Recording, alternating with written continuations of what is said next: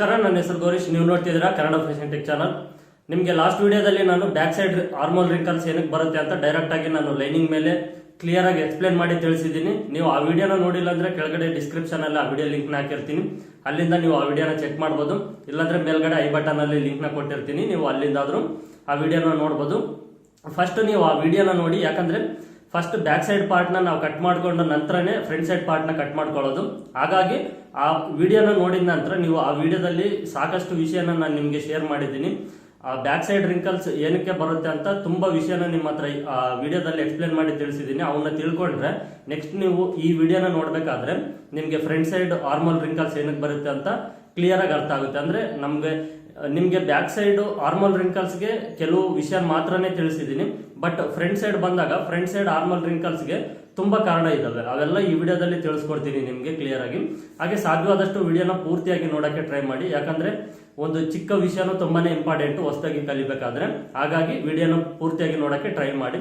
ಹಾಗೆ ನೀವು ಇನ್ನೂ ನನ್ನ ಚಾನಲ್ಗೆ ಹೊಸಬರಾಗಿದ್ರೆ ಈಗಲೇ ನನ್ನ ಚಾನಲ್ನ ಸಬ್ಸ್ಕ್ರೈಬ್ ಮಾಡ್ಕೊಳ್ಳಿ. ಹಾಗೆ ಪಕ್ಕದಲ್ಲಿರುವಂಥ ಬೆಲ್ ಐಕನ್ ಕೂಡ ಆನ್ ಮಾಡ್ಕೊಳ್ಳಿ, ಯಾಕಂದ್ರೆ ಇಂಥ ಹೊಸ ವಿಡಿಯೋನ ಅಪ್ಲೋಡ್ ಮಾಡಿದ್ರೆ ನಿಮಗೆ ನೋಟಿಫಿಕೇಶನ್ ಅನ್ನೋದು ಬರುತ್ತೆ.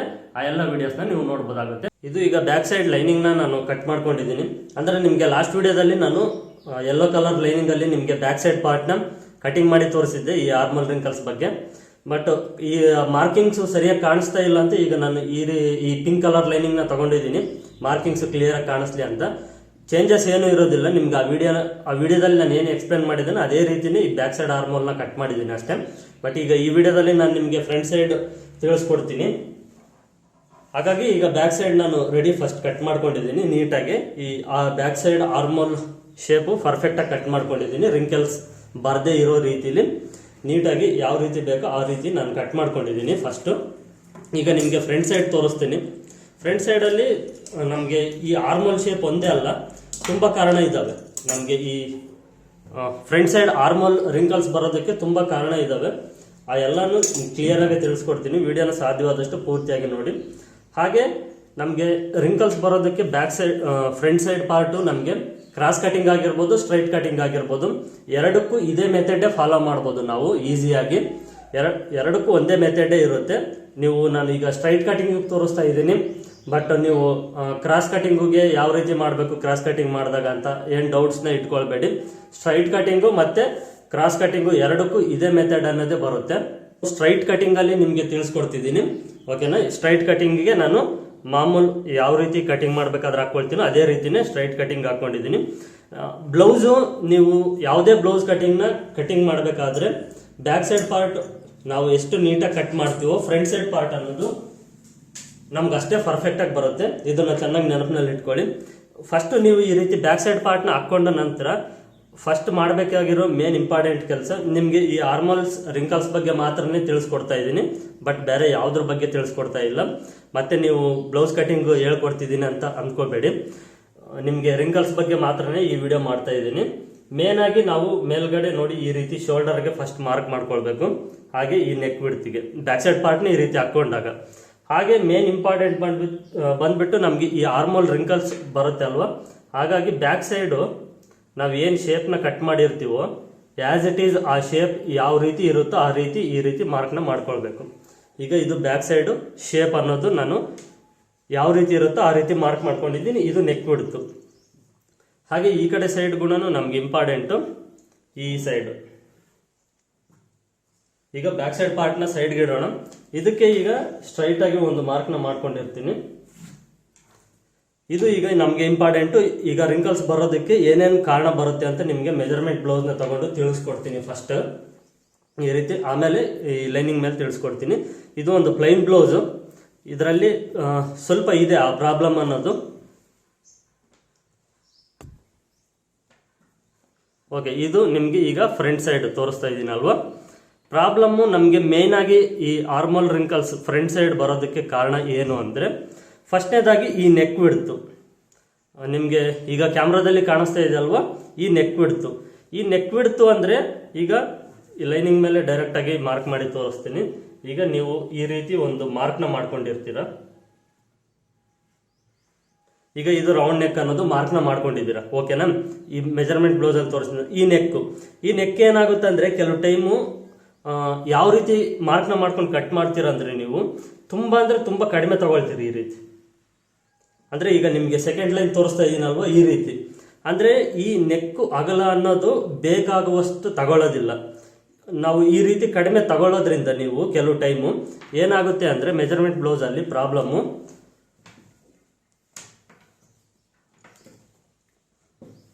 ಈಗ ಇದು ಫ್ರಂಟ್ ಸೈಡ್ ಅಲ್ವಾ, ಈಗ ಇಲ್ಲಿ ಮಾರ್ಕ್ ಮಾಡಿದ್ದೀನಲ್ವ, ಈ ಕಡಿಮೆ ಅನ್ನೋದು ತಗೊಂಡಾಗ ಫ್ರಂಟ್ ಸೈಡಲ್ಲಿ ಬ್ಲೌಸ್ ಹಾಕ್ಕೊಂಡಾಗ ಏನಾಗುತ್ತೆ ಅಂದರೆ ಇಲ್ಲಿ ಕಡಿಮೆ ತಗೊಂಡ್ರೆ ಈ ಕಡಿಮೆ ಅನ್ನೋದು ಈ ಕಡಿಮೆ ತಗೊಂಡಾಗ ಈ ನೆಕ್ ಅನ್ನೋದು ಈ ವಿಡ್ತ್ ಆಲ್ಮೋಸ್ಟ್ ಅಲ್ಲಿ ಜಾಸ್ತಿ ಆಗಿರುತ್ತೆ ಫಸ್ಟೇ.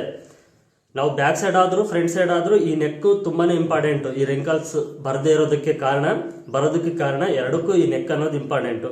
ಫ್ರಂಟ್ ಸೈಡ್ ಈ ರೀತಿ ಕಡಿಮೆ ತಗೊಂಡಾಗಲೇ ಫಸ್ಟ್ ಈ ವಿಡ್ತ್ ಅನ್ನೋದು ಜಾಸ್ತಿ ಆಗುತ್ತೆ ಇಲ್ಲಿ ಮೆಜರ್ಮೆಂಟ್ ಬ್ಲೌಸಲ್ಲಿ. ನಿಮಗೆ ಬ್ಯಾಕ್ ಸೈಡು ರಿಂಕಲ್ಸ್ ಬರೋದಕ್ಕೂ ನಾನು ತಿಳಿಸ್ಕೊಟ್ಟಿದ್ದೀನಲ್ವ. ಫ್ರಂಟ್ ಸೈಡು ಮೇನ್ ಹಾಗೆ, ಫ್ರಂಟ್ ಸೈಡು ಇದನ್ನು ಕಡಿಮೆ ತಗೊಂಡಾಗ ಏನಾಗುತ್ತೆ ಅಂದರೆ ಈ ವಿಡ್ತ್ ಅನ್ನೋದು ಜಾಸ್ತಿ ಆಗುತ್ತೆ. ಹಾಗೆ ಬ್ಲೌಸ್ ಹಾಕೊಂಡಾಗ ಹೇಗಿರುತ್ತೆ ಹಾಗೆ ಇರುತ್ತೆ ಈ ರೀತಿ. ಓಕೆನಾ?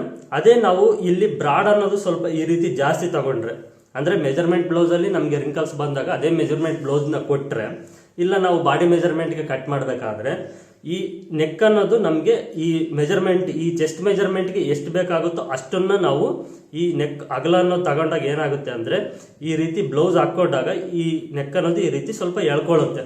ಓಕೆನಾ? ಎಳ್ಕೊಂಡಾಗ ಏನಾಗುತ್ತೆ ಅಂದರೆ ಇಲ್ಲಿ ನಮಗೆ ಈ ವಿಡ್ತ್ ಏನಿರುತ್ತೋ ಇಲ್ಲಿ ಟೈಟಾಗಿ ಕೂತ್ಕೊಳ್ಳುತ್ತೆ. ಈ ರೀತಿ ಟೈಟಾಗಿ ಕೂತ್ಕೊಂಡಾಗ ಇಲ್ಲಿರುವಂಥ ಕ್ಲಾತು ಸುಕ್ಕಾಗೋದಿಲ್ಲ, ಪರ್ಫೆಕ್ಟಾಗಿ ಕೂತ್ಕೊಳ್ಳುತ್ತೆ. ಓಕೆನಾ? ನಮಗೆ ಈ ನೆಕ್ ಅನ್ನೋದು ತುಂಬ ಇಂಪಾರ್ಟೆಂಟ್. ಇದನ್ನು ತುಂಬ ಕಡಿಮೆ ಈ ರೀತಿ ಕಟ್ ಮಾಡಿದ್ರು ಈ ವಿಡ್ತ್ ಅನ್ನೋದು ಜಾಸ್ತಿ ಆಗುತ್ತೆ. ಇದನ್ನು ಚೆನ್ನಾಗಿ ನೆನಪಿನಲ್ಲಿ ಇಟ್ಕೊಳ್ಳಿ. ಇದು ಮೇನ್ ಪಾಯಿಂಟು. ಹಾಗೆ ನೆಕ್ಸ್ಟು ಈ ಆರ್ಮೋಲ್ ಶೇಪು. ಈ ಆರ್ಮೋಲ್ ಶೇಪ್ ಅನ್ನೋದು ಫ್ರಂಟ್ ಸೈಡು ಈ ಡಾಟ್ಸ್ನ ಇಟ್ಕೊಳ್ತೀವಲ್ವ. ಓಕೆನಾ? ಈ ಡಾಟ್ಸ್ ಅನ್ನೋದು ಜಾಸ್ತಿನೂ ಇಡಬಾರ್ದು, ಕಡಿಮೆನೂ ಇಡಬಾರ್ದು. ಈ ಸೈಡ್ ಡಾಟ್ ಏನಿದೆಯೋ ಈ ಸೈಡ್ ಡಾಟು ನಮಗೆ ಸೆಂಟರ್ ಡಾಟ್ ಎರಡು ಮೇನ್ ಇಂಪಾರ್ಟೆಂಟು. ಈ ಸೈಡ್ ಡಾಟು ಆ ಕಡೆ ಸೈಡು ಈ ಕಡೆ ಸೈಡ್ ಎರಡು ಸೈಡು ಫೋಲ್ಡಿಂಗ್ ಮಾಡಿದರೆ ನಾವು ಜಸ್ಟ್ ಹಾಫ್ ಇಂಚ್ ಇರಬೇಕು. ಹಾಫ್ ಇಂಚಿಗಿನ್ನ ಸ್ವಲ್ಪ ಕಡಿಮೆ ಇದ್ದರೂ ಓಕೆ. ಅದನ್ನು ಜಾಸ್ತಿ ದಪ್ಪ ಇಟ್ಕೊಂಡ್ರು ಈ ಆರ್ಮೋಲ್ ರೌಂಡಿಂಗ್ ಅನ್ನೋದು ಕಡಿಮೆ ಬರುತ್ತೆ. ಮೇಯ್ನಾಗಿ ರೌಂಡಿಂಗ್ ಅನ್ನೋದು ಕಡಿಮೆ ಬಂದಾಗ ಫ್ರಂಟ್ ಸೈಡ್ ಟೈಟ್ ಅನ್ನೋದಾಗುತ್ತೆ. ಈ ಟೈಟ್ ಆದಾಗ ಏನಾಗುತ್ತೆ ಅಂದರೆ ಈ ಸ್ಲೀವ್ ಅನ್ನೋದು ಈ ರೀತಿ ಎಳ್ಕೊಂಡಿರುತ್ತೆ. ಈ ರೀತಿ ಎಳ್ಕೊಂಡಾಗ ಈ ಕಂಕುಳ ಭಾಗದಲ್ಲಿ ಫ್ರಂಟ್ ಸೈಡ್ ಈ ರೀತಿ ಎದ್ದಾಳುತ್ತೆ, ಮುಲಾಜ್ ಇಲ್ದಂಗೆ ಈ ರೀತಿ ಎದ್ದಾಳುತ್ತೆ ಇಲ್ಲಿ ಎಳ್ಕೊಂಡಾಗ. ಅದೇ ಇಲ್ಲಿ ಪರ್ಫೆಕ್ಟಾಗಿ ಎಷ್ಟು ಬೇಕೋ ಅಷ್ಟು ಆರ್ಮಲ್ ರೌಂಡಿಂಗ್ ಅನ್ನೋದು ಇದ್ದರೆ ಇದು ಈ ರೀತಿ ನೀಟಾಗಿ ಕೂತ್ಕೊಳ್ಳುತ್ತೆ. ಏನಕ್ಕೆ ಎದ್ದಾಳುತ್ತೆ? ಇಲ್ಲಿ ಈ ರೀತಿ ಎಳ್ಕೊಳ್ಳೋದ್ರಿಂದ ತಾನೇ ಈ ರೀತಿ ನೋಡಿ ಮುಂದೆ ಬರ್ತಾ ಇರೋದು. ಇದು ತುಂಬಾ ಇಂಪಾರ್ಟೆಂಟು. ಈ ಫ್ರಂಟ್ ಸೈಡ್ ಡಾಟ್ನ ಹಿಡಿಬೇಕಾದ್ರೆ ಈ ಆರ್ಮೋಲ್ ರೌಂಡಿಂಗ್ ಅನ್ನೋದು ನಾವು ಎಷ್ಟು ತಗೊಂಡಿರ್ತೀವೋ ಅಷ್ಟು ಪರ್ಫೆಕ್ಟಾಗಿ ಬರಬೇಕು. ಅದನ್ನು ಚೆಕ್ ಮಾಡ್ಕೊಳ್ಬೇಕು, ಚೆಕ್ ಮಾಡಿಕೊಂಡು ಕಟಿಂಗ್ ಮಾಡಬೇಕು. ಓಕೆನಾ? ನಾನು ನಿಮಗೆ ಪ್ರತಿ ಸಾರಿ ಬ್ಲೌಸ್ ಕಟಿಂಗ್ ಮಾಡಬೇಕಾದ್ರೆ ಕ್ಲಿಯರಾಗಿ ತಿಳಿಸ್ಕೊಡ್ತಾ ಇರ್ತೀನಿ. ಅದಕ್ಕೆ ವಿಡಿಯೋನ ಪೂರ್ತಿಯಾಗಿ ನೋಡಿ ಅಂತ ನಾನು ಯಾಕೆ ನಿಮಗೆ ಸಾರಿ ಹೇಳ್ತೀನಿ ಅಂದರೆ ಇದೇ ಕಾರಣಕ್ಕೋಸ್ಕರ. ಇವು ನಮಗೆ ಬೇಗ ಅರ್ಥ ಆಗೋದಿಲ್ಲ. ಹಾಗಾಗಿ ಈಗ 2 ಪಾಯಿಂಟ್ಸ್ ತಿಳಿಸ್ಕೊಟ್ಟಿನಲ್ಲ. ನೆಕ್ಸ್ಟ್ ಪಾಯಿಂಟ್ಸ್ ಬಂದುಬಿಟ್ಟು ನಮಗೆ ಈ ಡಾಟ್ ಪಾಯಿಂಟ್ಸ್ಗಳು. ಈ ಬ್ಲೌಸಲ್ಲಿ ಮೇನ್ ಆಗಿ ಡಾಟ್ ಪಾಯಿಂಟ್ಸು. ಈ ಡಾಟ್ ಪಾಯಿಂಟ್ಸು ಕೆಲವು ಟೈಮ್ ಏನಾಗುತ್ತೆ ಅಂದರೆ ಚೆಸ್ಟ್ಗೆ ಕರೆಕ್ಟಾಗಿ ಕೂತ್ಕೊಳ್ಳೋದಿಲ್ಲ. ಈ ಡಾಟ್ ಪಾಯಿಂಟ್ಸ್ ಅನ್ನೋದು ಈ ರೀತಿ ಎಳ್ಕೊಂಡಿರುತ್ತೆ. ಅವಾಗ ನಮ್ಗೆ ಏನಾಗುತ್ತೆ ಅಂದರೆ ಈ ಶೋಲ್ಡರ್ ಜಾಯಿಂಟ್ ಇರುತ್ತಲ್ವ, ಹಾಫ್ ಇಂಚ್ ಈ ರೀತಿ ಮುಂದಕ್ಕೆ ಬಂದಿರುತ್ತೆ. ನೀವು ಎಲ್ಲಾದರೂ ಅಬ್ಸರ್ವ್ ಮಾಡಿ ಚೆನ್ನಾಗಿ, ಈ ರೀತಿ ಹಾಫ್ ಇಂಚ್ ಮುಂದೆ ಬಂದಿರುತ್ತೆ, ಭುಜದಿಂದ ಮುಂದೆ ಫ್ರಂಟ್ ಸೈಡ್ ಬಂದಿರುತ್ತೆ, ಇಲ್ಲಿ ಎಳ್ಕೊಂಡಿರುತ್ತೆ. ಅಂದರೆ ಬೇಕಾಗಿರುವಂಥ ಸ್ಪೇಸ್ ಇಲ್ಲಿ ಇರೋದಿಲ್ಲ ಚೆಸ್ಟ್ಗೆ. ಈ ಡಾಟ್ ಅನ್ನೋದು ಮೇಲೆ ಹಾಕಿಬಿಟ್ಟಿರ್ತಾರೆ. ಹಾಫ್ ಇಂಚ್ 1 ಇಂಚ್ ಮೇಲೆ ಹಾಕಿದಾಗ ಏನಾಗುತ್ತೆ ಅಂದರೆ ಈ ರೀತಿ ಎಳ್ಕೊಳ್ಳುತ್ತೆ. ಈ ರೀತಿ ಎಳ್ಕೊಂಡಾಗ ಏನಾಗುತ್ತೆ ಅಂದರೆ ನೆಕ್ಕು ಕೆಳಗಡೆ ಬರುತ್ತೆ. ಈ ಫ್ರಂಟ್ ನೆಕ್ ಅನ್ನೋದು ನೆಕ್ ಕೆಳಗಡೆ ಬಂದಾಗ ಈ ಸ್ಲೀವ್ ಹತ್ರನೂ ಇಲ್ಲಿ ರಿಂಕಲ್ಸ್ ಬರುತ್ತೆ. ಇಲ್ಲಿ ನಿಮಗೆ ಕಾಣಿಸ್ತಾ ಇದೆಯಲ್ವ, ಎಕ್ಸಾಂಪಲ್ ಆಗಿ ತೋರಿಸ್ತಾ ಇದ್ದೀನಿ. ಈಗ ಈ ಶೋಲ್ಡರ್ ಅನ್ನೋದು ಇಲ್ಲಿ ನಮಗೆ ಮೇಲ್ಗಡೆ ಕರೆಕ್ಟಾಗಿದ್ದರೆ ಈ ಶೇಪ್ ಅನ್ನೋದು ಈ ಕರೆಕ್ಟಾಗಿದೆ. ಈ ಚೆಸ್ಟ್ ಡಾಟ್ಸ್ ಅನ್ನೋದು ಕರೆಕ್ಟಾಗಿದ್ದರೆ ಚೆಸ್ಟು ಕರೆಕ್ಟಾಗಿ ಕೂತ್ಕೊಳ್ಳುತ್ತೆ.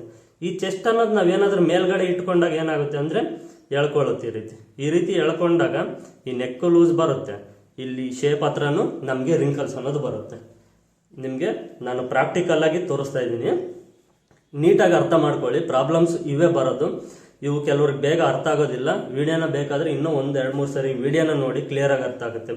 ಈ ರೀತಿ ಪ್ರಾಬ್ಲಮ್ಸ್ನ ಬಂದಾಗ ಏನು ಮಾಡಬೇಕು ಅಂದರೆ ಈ ಡಾಟ್ಸ್ನ ಒಂದು ಅರ್ಧ ಇಂಚಿಂದ 3/4 ಇಂಚ್ವರೆಗೂ ಡೌನ್ ಮಾಡಬೇಕಂದ್ರೆ ಕೆಳಗಡೆ ಇನ್ನು ಸ್ವಲ್ಪ ಲೆಂತ್ ತಗೊಳ್ಬೇಕು. ಲೆಂತ್ ತಗೊಂಡಾಗ ಏನಾಗುತ್ತೆ ಅಂದರೆ ಚೆಸ್ಟ್ ಇಲ್ಲಿ ಪರ್ಫೆಕ್ಟಾಗಿ ಕೂತ್ಕೊಂಡಾಗ ಇದು ಈ ರೀತಿ ಮುಂದೆ ಎಳ್ಕೊಳ್ಳೋದಿಲ್ಲ. ಈ ರೀತಿ ಮುಂದೆ ಯಾವಾಗ ಎಳ್ಕೊಳ್ಳೋದಿಲ್ವೋ ಈ ನೆಕ್ ಅನ್ನೋದು ಕರೆಕ್ಟಾಗಿ ಕೂತ್ಕೊಂಡಿರುತ್ತೆ. ಈ ನೆಕ್ನ ನಾವು ಬೇಕಾದಷ್ಟು ಶೇಪ್ನ ನೀಟಾಗಿ ಕಟ್ ಮಾಡಿದಾಗ ಇಲ್ಲಿ ಪ್ರಾಬ್ಲಮ್ ಬರೋಲ್ಲ. ಅವಾಗ ಏನಾಗುತ್ತೆ ಅಂದರೆ ಈ ಆರ್ಮೋಲ್ ಶೇಪ್ ರೌಂಡಿಂಗ್ ಅನ್ನೋದು ನಾವು ಕರೆಕ್ಟಾಗಿ ತಗೊಂಡು ನಾವು ಕರೆಕ್ಟಾಗಿ ಕಟ್ ಮಾಡಿದ್ದೀವಿ ಅಂದರೆ ಅದು ಆರಾಮಾಗಿ ಕೂತ್ಕೊಳ್ಳುತ್ತೆ. ಓಕೆನಾ? ಇವು ಮೇನ್ ಪಾಯಿಂಟ್ಸು, ಇವು ನಿಮಗೆ ಅರ್ಥ ಆಗಬೇಕು, ಇವು ನಿಮಗೆ ಗೊತ್ತಿರಬೇಕು. ಈಗ ಒಂದು ಬ್ಲೌಸ್ ಕೊಟ್ಟಾಗ ಆರ್ಮೋಲ್ ರಿಂಕಲ್ಸ್ ಅನ್ನೋದು ಐತೆ ಅಂದರೆ ಯಾಕೆ ಬರುತ್ತೆ ಅಂತ ಫಸ್ಟ್ ತಿಳ್ಕೊಳ್ಬೇಕು. ಒಂದು ಸ್ಟೆಪ್ ಬೈ ಸ್ಟೆಪ್. ಈಗ ನೀವು ಒಂದೇ ಸಾರಿಗೆ ಪರ್ಫೆಕ್ಟಾಗಿ ಬ್ಲೌಸ್ನ ಕಟಿಂಗ್ ಮಾಡಿ ಸ್ಟಿಚಿಂಗ್ ಮಾಡಿ ಕೊಡ್ತೀನಿ ಅಂದರೆ ಅದು ಆಗದೇ ಇರೋ ಮಾತು. ಓಕೆನಾ?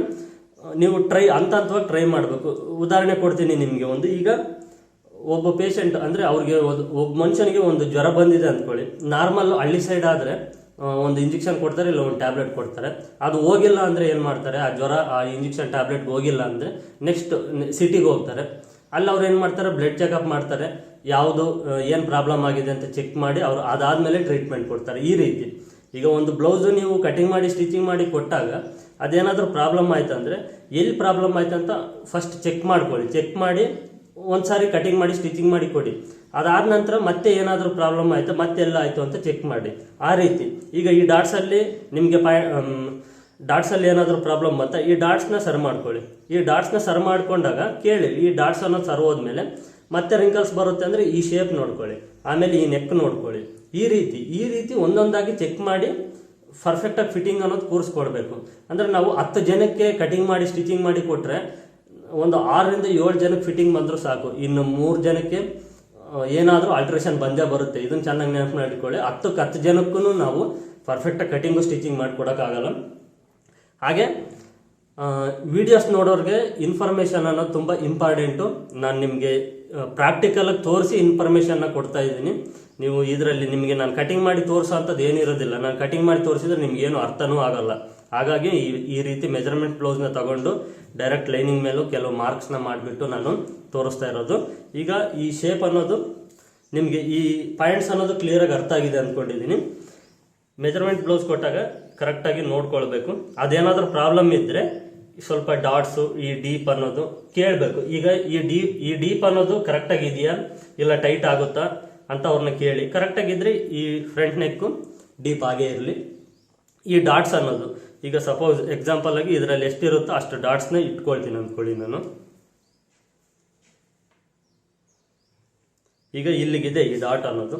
ನಾನು ಏನು ಮಾಡ್ತೀನಿ ಅಂದರೆ ಇದು ಮುಂದೆ ಶೋಲ್ಡರ್ ಮುಂದೆ ಬಂದು ಈ ರಿಂಕಲ್ಸ್ ಬರೋದ್ರಿಂದ ಇನ್ನೂ 1 ಇಂಚು ನಾನು ಡೌನ್ ಮಾಡ್ತೀನಿ. ಈ ಡಾಟ್ ಅನ್ನೋದು ಇನ್ನೂ ಒಂದು ಇಂಚ್ ಡೌನ್ ಮಾಡಿ ಈ ಡಾಟ್ನ ನಾನು ಮಾರ್ಕ್ ಮಾಡ್ಕೊಳ್ತೀನಿ. ಓಕೆನಾ? ಹಾಗೆ ಈ ಡಾಟು ಶೋಲ್ಡರ್ ಸೆಂಟರ್ಗೇನೆ ಇರುತ್ತೆ. ಈಗ ನಾನು ಒಂದು ಅಂದಾಜಲ್ಲಿ ಈ ಡಾಟ್ಸ್ನ ಹಾಕ್ತಾ ಇದ್ದೀನಿ. ಮತ್ತೆ ಇದ್ರ ಬಗ್ಗೆ ತಲೆ ಕೆಡಿಸ್ಕೊಡ್ಬೇಡಿ. ಓಕೆನಾ?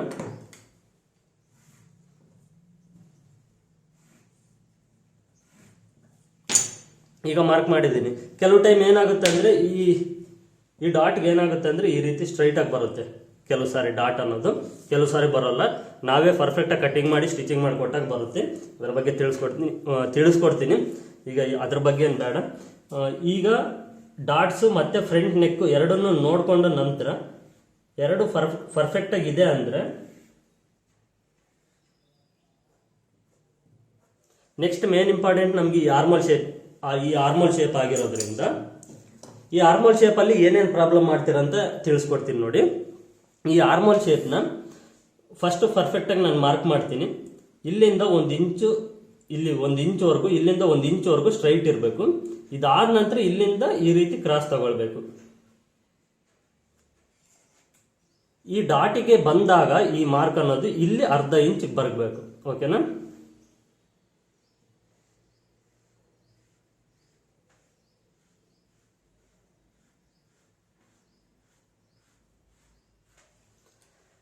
ಶೇಪ್ ಅನ್ನೋದು ನೋಡಿ ಇಲ್ಲಿಂದ ಇಲ್ಲಿವರೆಗೂ ಮಾತ್ರನೇ ಇರಬೇಕು.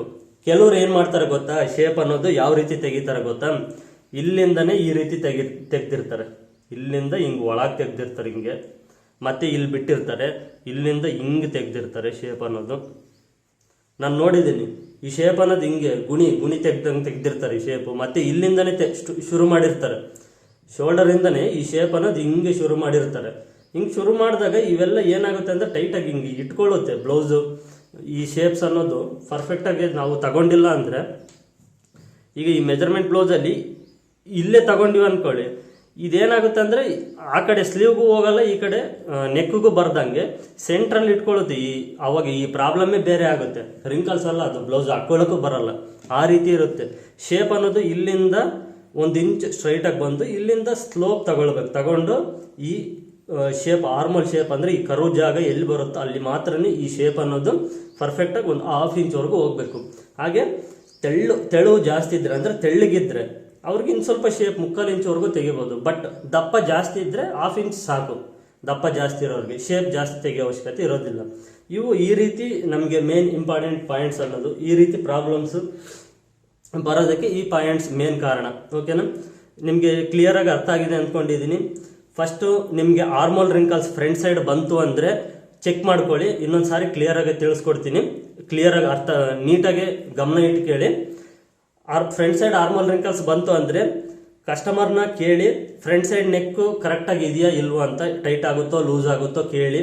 ಓಕೆನಾ, ಇದನ್ನ ರೆಡಿ ಮಾಡೋಕ್ಕೆ ಟ್ರೈ ಮಾಡಿ ಫ್ರಂಟ್ ನೆಕ್ಕು. ಇದಾದ ನಂತರ ಈ ಡಾಟ್ಸ್ನ ನೋಡ್ಕೊಳ್ಳಿ.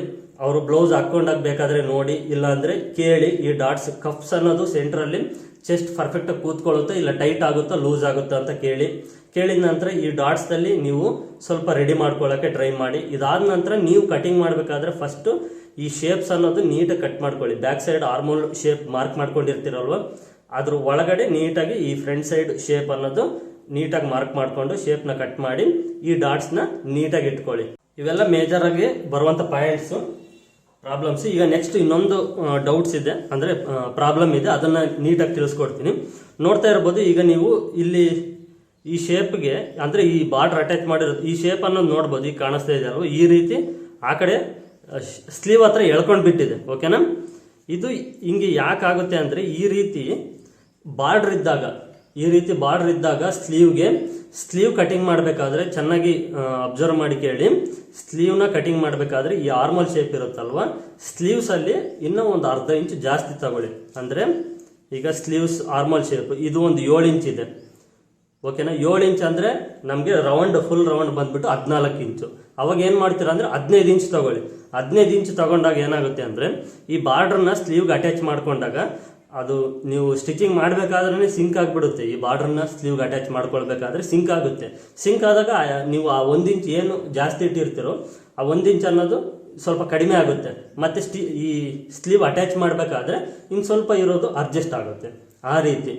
ಈ ರೀತಿ ಬಾರ್ಡರ್ ಇದ್ದಾಗ ನಾವು ಈ ಸ್ಲೀವ್ಸ್ ಏನಾದರೂ ಆರ್ಮೋಲ್ ರೌಂಡಿಂಗ್ ಅನ್ನೋದು ಕಡಿಮೆ ತಗೊಂಡು ನಾವೇನಾದರೂ ಸ್ಲೀವ್ ಅಟ್ಯಾಚ್ ಮಾಡಬೇಕಾದ್ರೆ ಎಳೆದು ಅಟ್ಯಾಚ್ ಮಾಡಿದರೆ ನೋಡ್ಬೋದು. ಇಲ್ಲಿ ಹೆಂಗೆ ನಿಮಗೆ ಕಾಣಿಸ್ತಾ ಇದೆ ಅಂದ್ಕೊಂಡಿದ್ದೀನಿ, ಬಾರ್ಡ್ರು ಎಳ್ಕೊಂಡು ಬಿಟ್ಟಿರೋದು. ಈ ರೀತಿ ಎಳ್ಕೊಂಡಾಗ ಏನಾಗುತ್ತೆ ಅಂದರೆ ನಾವು ಈಗ ಈ ರೌಂಡ್ ನೆಕ್ ಅಂದರೆ ಈ ಫ್ರಂಟ್ ಸೈಡ್ ನೆಕ್ಕು ಕರೆಕ್ಟಾಗಿದ್ರು, ಈ ಡಾಟ್ಸ್ ಕರೆಕ್ಟಾಗಿದ್ರು ಯಾವುದು ಕೆಲಸ ಮಾಡಲ್ಲ.